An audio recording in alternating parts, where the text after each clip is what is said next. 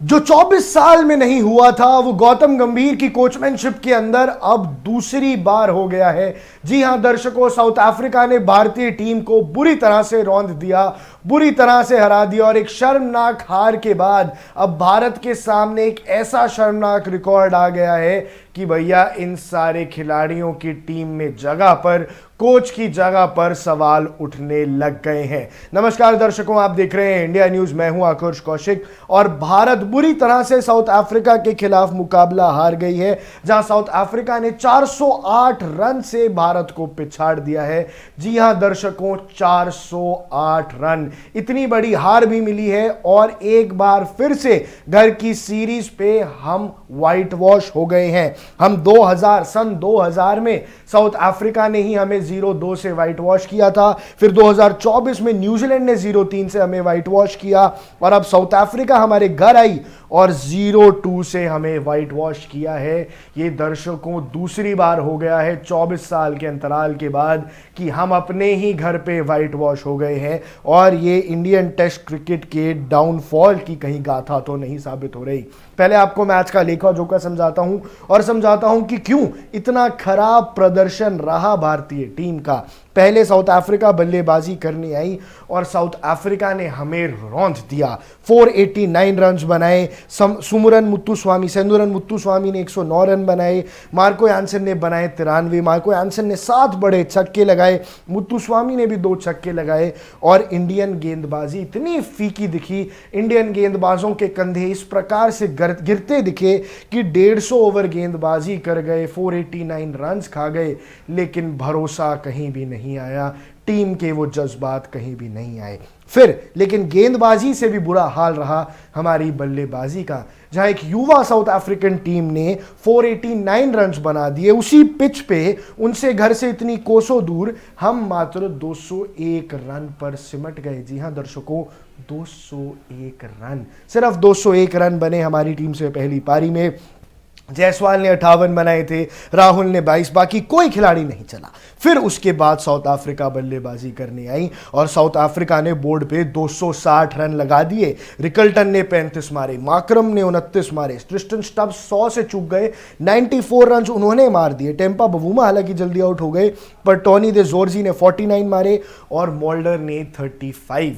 इसके बाद भी उन्होंने डिक्लेयर करने का सोचा। 260 रन के बाद 540 से ज्यादा की जब लीड हो गई तब डिक्लेयर किया और जब दिन के खत्म होने के बाद कोच से पूछा, साउथ अफ्रीका के कोच से पूछा कि आपने जल्दी डिक्लेयर क्यों नहीं कहा, कहते they wanted to make team India global. जी हां दर्शकों, ग्रोवल यानी वो टीम इंडिया को और तड़पाना चाहते थे।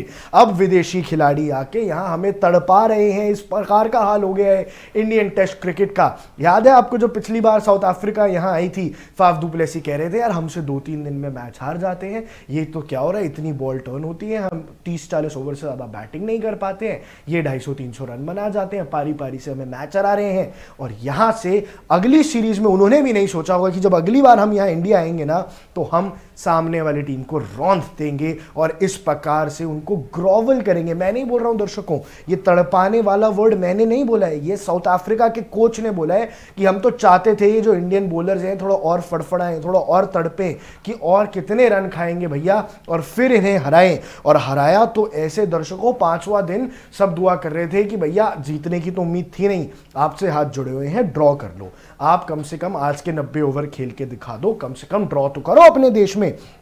इनसे वो भी नहीं हुआ दर्शकों, जहां हमने 80 ओवर डाल के उनकी सिर्फ 5 विकेट चटका पाए, उन्होंने 260 रन बनाए, हम 140 पे ढह गए। 408 रन की शर्मनाक हार का सामना करना कोई छोटी बात नहीं है दर्शकों। हमारे बल्लेबाज एक बार फिर फेल हुए। यशस्वी जायसवाल 13 पे आउट, केएल राहुल 6 पे आउट। इनको हार्मर की गेंद नहीं समझ आ रही, और हार्मर कोई मुथैया मुरलीधरन तो है नहीं, हार्मर कोई शेन वॉर्न नहीं है, अच्छे स्पिनर है, ऑर्थोडॉक्स स्पिनर है, आप आम दौर के स्पिनर नहीं खेल पा रहे हो। साई सुदर्शन ने 139 बॉल्स खेली, रन बनाए 14। ये है टेक्निक, ये है स्ट्रैटेजी। चेतेश्वर पुजारा की अगर आप तुलना करना चाहते हैं और चेतेश्वर पुजारा जैसा बनना चाहते हैं तो भैया वो इंपॉर्टेंट विकेट्स पे टीम को सपोर्ट करते थे, ना कि 10 के स्ट्राइक रेट से खेल के 139 बॉल्स में 14 रन बनाते थे। कुलदीप यादव को आपने चलो नाइट वॉचमैन के तौर पे भेजा, उन्होंने अपना काम बखूबी निभाया, लेकिन ध्रुव जुरैल एक बार फिर फेल। पहली पारी में 0, दूसरी पारी में 2। भैया जब ये क्रिकेटर टेस्ट के लिए रेडी ही नहीं है, आई हैव नथिंग अगेंस्ट ध्रुव जुरैल। ध्रुव जुरैल अच्छे खिलाड़ी हैं, उनका T20 में प्रदर्शन अच्छा रहा है, ODI में भी ट्राई कर सकते हो, अभी जगह बनती नहीं है पर ठीक है। लेकिन ये जबरदस्ती क्या कीड़ा है टेस्ट में डालने का? पहली पारी में 0, दूसरी पारी में 2, पहले टेस्ट मैच में रन नहीं आए और आप ध्रुव जुरैल को आप प्रमोट करे ही जा रहे हो, प्रमोट करे ही जा रहे हो। माना इन्होंने वेस्ट इंडीज के खिलाफ शतक जड़ा था, पर इस प्रकार की परफॉर्मेंस आप नहीं अलाउ कर सकते यार। आप कैसे ध्रुव जुरैल को आगे लाने दे सकते हो? फिर इसके बाद ऋषभ पंत भैया फिर जल्दी आउट हो गए और घूम फिर के आप आ जाते हो जडेजा भैया बचा लो। जडेजा भैया ने आपको बचाने की कोशिश की, 54 रन बनाए 87 गेंदों में, 2 छक्के भी लगाए, पर जडेजा ऑलराउंडर है ना। जडेजा आपका एक्सपीरियंस प्लेयर है, वो आपको कोलैप्स से बचाने के लिए, एक्स्ट्रा टन ऑफ रन देने के लिए काम आता है, ना कि इस प्रकार की आप पूरी जिम्मेदारी उन पर थोप दो। ऑलराउंडर पे ऑलराउंडर भरे हुए हैं, ऑलराउंडर पे ऑलराउंडर, ये करा लो ऑलराउंडर से बैटिंग।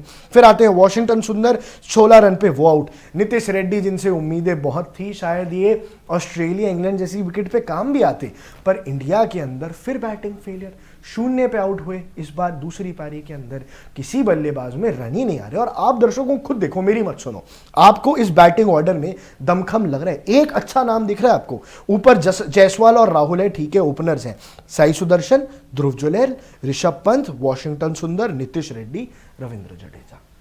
एक भी ऐसा खिलाड़ी नहीं था जो स्टेप अप करके रन बना सके। जो रोल ऋषभ पंत का था वो उनको करने को मिल नहीं रहा, जो रोल जडेजा का था वो उनको करने को मिल नहीं रहा।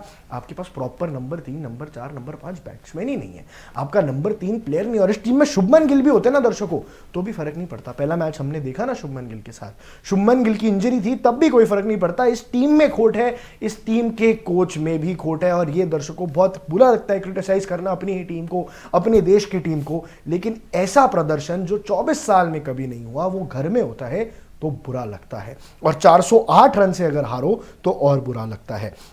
इंडियन गेंदबाजों का भी प्रदर्शन अच्छा नहीं रहा, पर आप ऐसा लग रहा है लीडरशिप ही नहीं है, कप्तानी ही नहीं है, कोई स्ट्रैटेजी ही नहीं है। जिस हिसाब से इंडिया आज हारी है ना, ये सदियों तक याद रखा जाएगा कि पहले न्यूजीलैंड ने हराया, फिर साउथ अफ्रीका ने हराया, और साउथ अफ्रीका ने तड़पा के हराया। और ये बात हमेशा याद रखी जाएगी कि साउथ अफ्रीका ने भारत को ग्रोवल करके हराया। और ये सीरीज, ये एरा, ये दशक कभी नहीं भूल पाएगा इस बात को कि साउथ अफ्रीका और न्यूजीलैंड दोनों हमारे घर आए, घर में हरा के गए। और WTC की जो तैयारियां चल रही थी, आप सोच रहे थे ना WTC का फाइनल खेलोगे, भैया इस हिसाब से तो नहीं खेल जा पाओगे।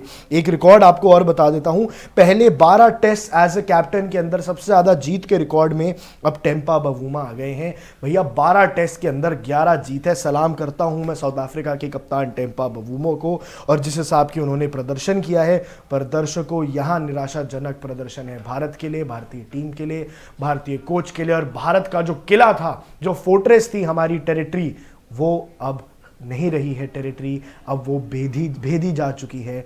और अब हमें यहाँ आके न्यूजीलैंड भी वाइट वॉश कर गई, साउथ अफ्रीका भी वाइट वॉश कर गई। और कोई बड़ी बात नहीं है दर्शकों, अगर WTC फाइनल का सपना इस बार भी रह जाए, क्योंकि अगर हम अपने घर पे ही नहीं जीतेंगे तो हम अपनी विनिंग परसेंटेज को कैसे बढ़ाएंगे। बाकी दर्शकों, स्पोर्ट्स से जुड़ी और देश और दुनिया से जुड़ी तमाम बड़ी खबरों के लिए आप ऐसे ही बने रहिए इंडिया न्यूज़ के साथ।